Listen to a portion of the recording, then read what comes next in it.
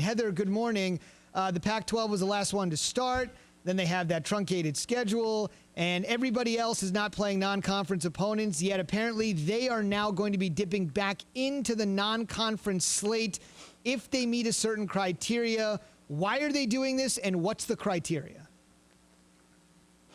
Well, the criteria is that they have to meet the Pac-12's testing protocols. So they have to test at least 3 times a week and meet all of those standards. And that's why these other Power 5 conferences are not doing that, because you don't necessarily know what an opponent might be doing in terms of COVID-19 protocols and testing. So they're doing this so that their teams can get as many games in and as many opportunities as possible. And the minute that this announcement came out, I sent an email to BYU saying, hey, would you guys schedule a Pac-12 team? Because I talked to Kalani Sitake last week, and he said they're trying to add a game to their schedule. And so in my head, I'm thinking, can BYU play Oregon? Would Oregon want to play BYU? Let's get this going. Let's get some fun football here. And BYU could certainly add it and need it to their schedule, because they've got a long layoff between this Saturday's game and their following game. So they've got an open date. They're trying to find an opponent. And if they could get somebody from the Pac-12 and beef up that schedule, who knows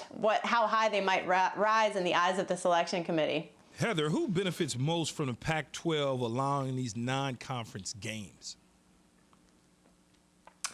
You know, I think it would be either USC or Oregon, because right now when you look at those two teams, they've won, they've looked good, they haven't looked great. They need an opportunity down the stretch here to really show the selection committee that they can be a top 4 team. And while I do think that an undefeated Pac-12 conference champion would certainly be in the mix for one of those top 4 spots, there's also going to be a lot of weight this year, guys, on that eye test, because there aren't those non-conference opportunities. There's not an Oregon, Ohio State to help measure between the conferences.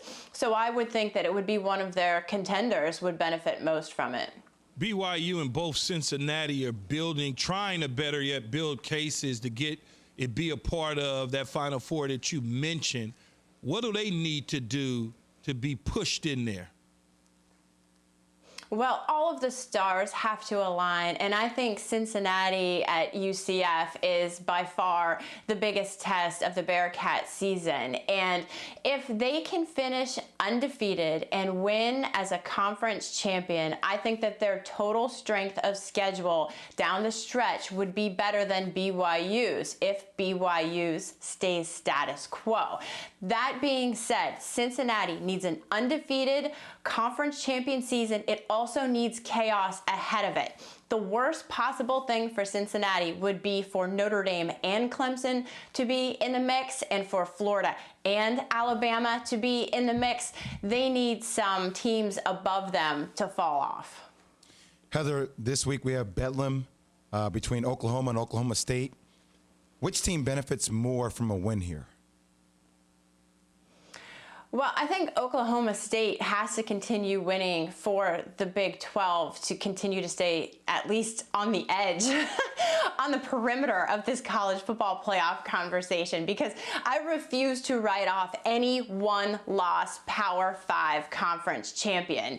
And the winner of that game is going to take the lead in terms of playing in the Big 12 championship game. And you don't want a 2-loss Big 12 champ right now. So I think the benefit for the league would be to have Oklahoma State win this game. But look, I would pick Oklahoma because that's the smart move. But I think we're going to see a great offensive matchup from the Sooners against Oklahoma State's defense, which has been the best in the Big 12.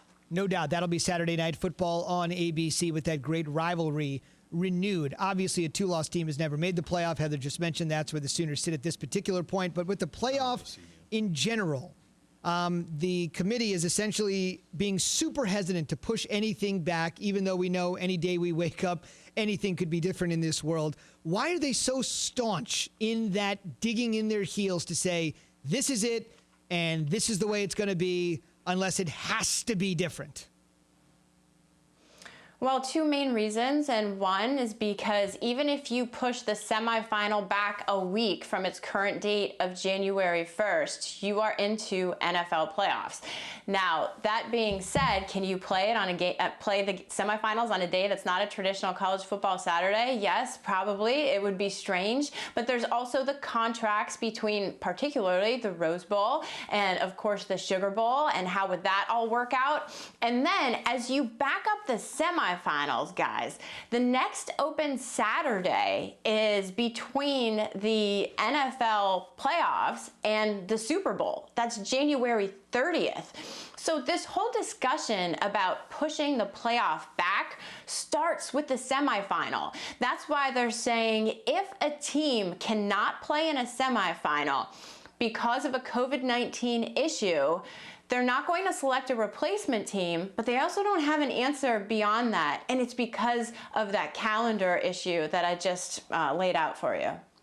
Indeed. Heather will kind of keep track on what happens. CFP Executive Director Bill Hancock has come out and said, listen, it is what it is. And Heather just reeled off the reasons for why it is what it is. Thanks for watching ESPN on YouTube. For live streaming sports and premium content, subscribe to ESPN Plus right now.